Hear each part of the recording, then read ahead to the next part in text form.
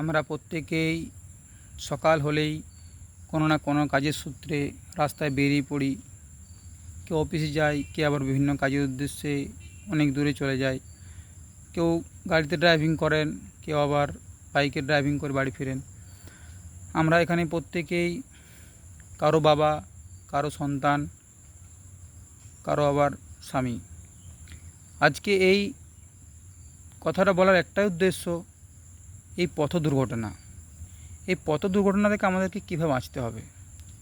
পথ দুর্ঘটনা থেকে বাঁচতে গেলে আমাদের মূল কারণ, প্রথমত আমাদেরকে প্রত্যেককেই হেলমেট পরে গাড়ি চালাতে হবে এবং গতি নিয়ন্ত্রণ রাখতে হবে। এই গতি যদি আমরা নিয়ন্ত্রণে না চালাতে পারি, অ্যাক্সিডেন্ট কিন্তু প্রতিটা মুহূর্তে কিন্তু আমাদের হতেই থাকবে বা হয়ে যাবে। এই ব্লগটা একটাই কারণে করা, কালকে এক বন্ধু আমাকে ফোন করে রাত্রেবেলায়, বলে যে আমার ছেলের খুব অবস্থা খারাপ। কী কারণে? কারণ এটাই যে ছেলে R115 গাড়ি অ্যাক্সিডেন্ট করেছে, দুর্গাপুর হসপিটালে এখন ভর্তি আছে, খুব গুরুতর অবস্থা, এবং যাকে অ্যাক্সিডেন্ট করেছে তারও অবস্থা খুব খারাপ। তো আমাকে বলছে গাড়ির EMI কী করব। আমি বলি ছেলেটা বাড়ি ফিরে আসুক, তারপর গাড়ি EMI ব্যবস্থা করা যাবে হয়তো। তো বলো ঠিক আছে, এই পরিস্থিতি। তো আমরা কি হয়, সচরাচর গাড়ি ছেলে চালাতে জানে না, সঠিকভাবেও জানে না, তারপরেও বাবা মারা ছেলে যখন আবদার করে, কেউ হাই স্পিড গাড়ি আমরা ছেলেকে কিনে দিই, কিন্তু ভুল করি।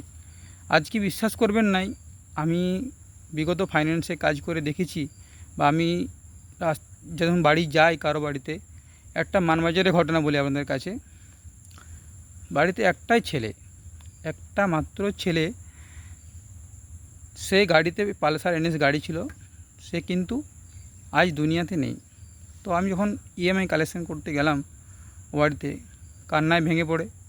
তারপর আমাকে বলে যে দেখুন, কিস্তিদার মতন নেই, সব কিছু শেষ হয়ে গেছে, আপনি গাড়িটা নিয়ে চলে যান। এসে পার্কিংয়ে জমা করে দিলাম। তো যখন পার্কিংয়ে যাই, গাড়িগুলো দেখে খুব মায়া লাগে। কোলের সন্তানরা সব হারিয়ে যায়। এই সন্তান হারিয়ে যাওয়ার একটাই কারণ, বাবা মা। তাই সচেতন হন, ছেলেদেরকে, ছোট্ট ছেলেদেরকে গাড়ি চাবি হাতে দেবেন না। সে যখন নিজের পয়সা ইনকাম করবে, সে গাড়ি চালাবে, ঠিক আছে, সে বুঝতে শিখবে, তারপর গাড়ি চালাবে, ঠিক আছে। কিন্তু অসাবধানতার কারণের জন্য আজকে এই পথ দুর্ঘটনা। 18 বছর 17 বছরের ছেলেকে আমরা গাড়ি চাবি তুলে দিই, যার এখনও ব্রেন ম্যাচিউর ভালোভাবে হয় নাই, যার কারণের জন্য এই পথ দুর্ঘটনা। এগুলো আমাদেরকে রুখতে হবে। রুখতে পারবে নিজের বাবা মা। আপনার আদরের ছেলে হতে পারে, কিন্তু আপনি তার জীবনটা যদি চলে যায়, একমাত্র দায়ী কিন্তু আপনি। তাই আপনাদের কাছে বিশেষ বার্তা, দেখুন এখানে বলার উদ্দেশ্য একটাই, যে নিজে বাঁচুন, অপরকে বাঁচান। দাদা, হাত জোড় করে অনুরোধ করি, বাইক দিবেন নয় ছেলেগুলোর হাতে। আরেকটা ঘটনা, যারা বড় গাড়ি চালান, দাদা সাবধানের সহিত গাড়ি চালাবেন, নিজের বাড়ির কথা চিন্তা করবেন এবং সেই মাথায় রেখে গাড়ি চালাবেন। যদি আপনি ক্লান্ত হয়ে পড়েন গাড়ি চালাতে আপনি একটু বিশ্রাম নিয়ে নেন, তারপর আপনি গাড়ি চালান। দীর্ঘক্ষণ গাড়ি চালাবেন না। সবাই ভালো থাকুন, সুস্থ থাকুন, ভালো থাকুন। ভিডিওটা বেশি বেশি করে শেয়ার করে দেন। ভিডিওটা ভালো লাগলে কমেন্ট বক্সে জানান।